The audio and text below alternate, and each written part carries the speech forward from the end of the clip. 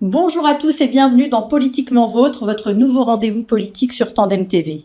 Dans cette nouvelle émission, je vais tenter de décrypter, d'analyser et de vous éclairer sur l'actualité politique israélienne, française ou internationale. Alors parfois, je serai seule face à vous, comme ce soir, et parfois, j'aurai le plaisir d'accueillir des invités de premier plan pour des échanges, bien sûr, et des débats sans langue de bois. Alors pour ce premier numéro, je vous propose de plonger dans les coulisses d'un duel épique, un affrontement qui n'en finit pas de rebondir entre le ministre de la Justice Yariv Levin et sa réforme juridique d'un côté, et de l'autre la Cour suprême qui résiste à tous les assauts depuis des décennies.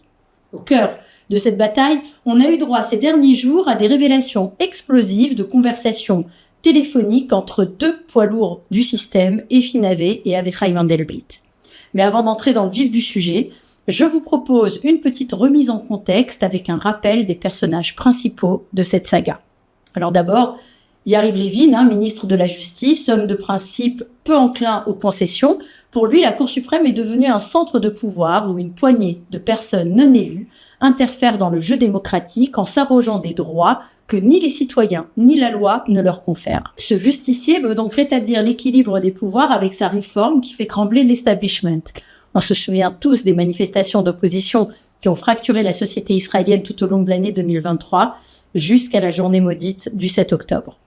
Le bras de fer du moment entre Levin et la Cour suprême se joue au sujet de la commission de nomination des juges.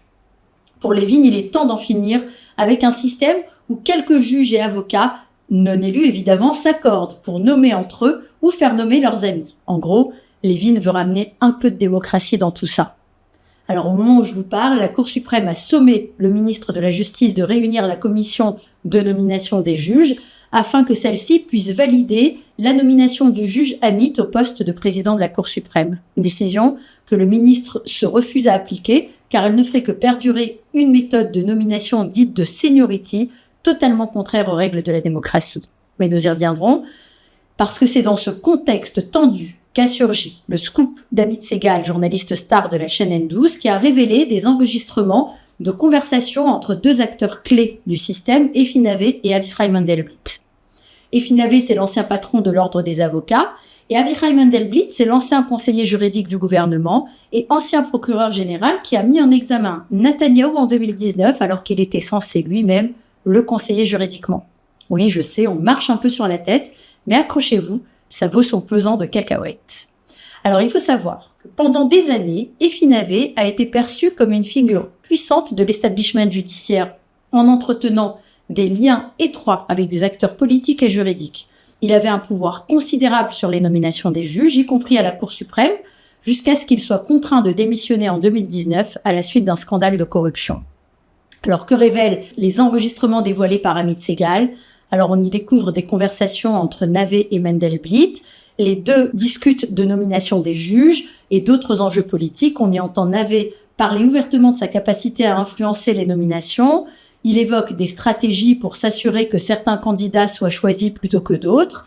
Il mentionne des négociations avec des membres de la commission, y compris des juges en place, pour garantir que les bons candidats soient nommés.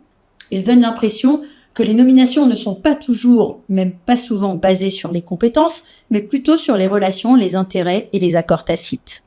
Nave et Mandelblit discutent de manière tout à fait décontractée de leurs relations personnelles avec d'autres figures importantes du système, de la façon dont ils peuvent s'aider mutuellement et parfois même des compromis qu'ils pourraient accepter pour éviter des conflits internes. Une partie des enregistrements suggère clairement que Mandelblit aurait subi des pressions, certainement pour aligner ses décisions sur les attentes d'autres acteurs du système politico-judiciaire, et ces pressions pourraient tout à fait inclure des menaces ou des promesses de soutien pour le futur, ce qui soulève des questions troublantes sur la partialité de ses décisions en tant que conseiller juridique du gouvernement ou en tant que procureur général quand on sait que c'est lui qui a mis en examen le Premier ministre en fonction en 2019, Netanyahou, et quand on sait le chaos et l'instabilité politique qui règnent dans le pays depuis. En tout cas, ce qui semble évident à l'écoute des enregistrements, c'est que ce système judiciaire israélien est gangréné par les luttes de pouvoir, les alliances secrètes, les discussions et les négociations sur les nominations et peut-être même, sûrement, des intérêts personnels pas toujours en accord avec des intérêts nationaux. Alors, Comment ces enregistrements s'inscrivent-ils dans le débat sur la réforme judiciaire et le conflit ouvert entre la Cour suprême et le ministre de la Justice? Eh bien, tout simplement parce qu'ils soulèvent la question de la neutralité et de l'indépendance d'un système s'il est composé d'acteurs intéressés uniquement par leur propre survie politique et professionnelle. Les enregistrements révélés par Amit Segal confirment malheureusement que le système judiciaire a accumulé trop de pouvoir. Des juges qui ne sont pas élus mais nommés par leurs collègues se retrouvent avec un pouvoir démesuré. Ils s'arrogent le droit d'intervenir dans toutes les décisions politiques, sociales et même sécuritaires du pays. Et ils sont censés former un contre-pouvoir au pouvoir politique, mais cela fait trop longtemps qu'ils n'en sont plus là. Aujourd'hui, le pouvoir judiciaire en Israël se substitue clairement et ouvertement au pouvoir politique en invalidant des lois votées par le Parlement ou des décisions politiques dans tous les domaines confondus. C'est le seul pouvoir qui n'est soumis à aucune forme de contrôle ou de sanction démocratique. Mais même si nous sommes de plus en plus nombreux à comprendre la dérive du pouvoir judiciaire dans le pays, la Cour suprême persiste et signe sans trembler. Elle vient de sommer le ministre de la Justice de réunir sans délai la commission de nomination des juges afin de valider un président de la Cour suprême avec lequel Yariv Levin refuse catégoriquement de travailler. Nous voici donc à nouveau dans une impasse et une crise institutionnelle. Et ces enregistrements n'arrangent vraiment rien en révélant à quel point le système est verrouillé avec des nominations entre amis et des arrangements plus tout à fait secrets. Voilà, chers amis, le véritable enjeu. La réforme de Levin, ce n'est pas seulement une bataille politique, c'est un combat pour notre démocratie, un rééquilibrage nécessaire pour que le pouvoir revienne aux mains de ceux à qui il appartient vraiment, vous, nous, le peuple d'Israël. Voilà, c'était mon premier coup de gueule de la saison. Merci à vous de m'avoir suivi pour ce premier Politiquement Vôtre sur Tandem TV. À bientôt et restez connectés car cette nouvelle saison s'annonce pleine de rebondissements. Allez, à très vite sur Tandem TV. Au revoir.